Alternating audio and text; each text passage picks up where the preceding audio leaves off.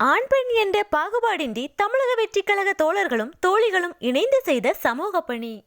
தளபதி விஜய் அவர்கள் தமிழக வெற்றிக் கழகம் என்ற அரசியல் கட்சியை ஆரம்பித்ததிலிருந்தே தமிழக வெற்றிக் கழக தோழர்கள் தங்களை முழுமையாக மக்கள் பணிகளில் ஈடுபடுத்தி வருகின்றனர்.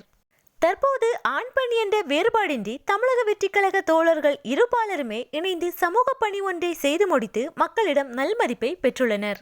சமீப காலமாக தமிழ்நாட்டின் எந்த பகுதிகளின் சாலைகள் சேதமடைந்திருந்தாலும் அதை சீர்படுத்தி ஒழுங்குபடுத்துவது தமிழக வெற்றிக் கழகத்தின் ட்ரெண்டாகவே மாறி வருகிறது. அந்த வகையில் தற்போது கோவை புறநகர் தொண்டாமுத்தூர் பகுதியில் விபத்துகளை ஏற்படுத்தும் வகையில் சாலை ஒன்று சேதமடைந்திருந்தது. அந்த வழியாக வாகனங்களை ஓட்டி வரும் வாகன ஓட்டிகள் சிரமப்பட்டு அந்த சாலையை கடந்து சென்றனர். இதனை கவனித்த தமிழக வெற்றிக் கழக தோழர்கள் அரசு அதிகாரிகளின் கையை எதிர்பார்க்காமல் தாங்களாகவே தங்கள் சொந்த செலவில் அந்த சாலையை சீரமைக்க முடிவு செய்துள்ளனர். இதனால் ஆண் பெண் என்ற பாகுபாடின்றி தமிழக வெற்றிக் கழக தோழர்களும் தோழிகளும் இணைந்து அந்த சாலையில் மண்ணை கொட்டி மூடியுள்ளனர். பின்னர் அதன் மேல் காங்கிரீட் போட்டு சேதமடைந்த சாலையை அழகாக சீர்படுத்தியுள்ளனர். தற்போது அந்த வழியாக செல்லும் வாகனங்கள் எந்த சிரமமுமின்றி செல்கிறது. தமிழக வெற்றிக் கழக தோழர்களின் இச்செயலை பலரும் பாராட்டி வருகின்றனர்.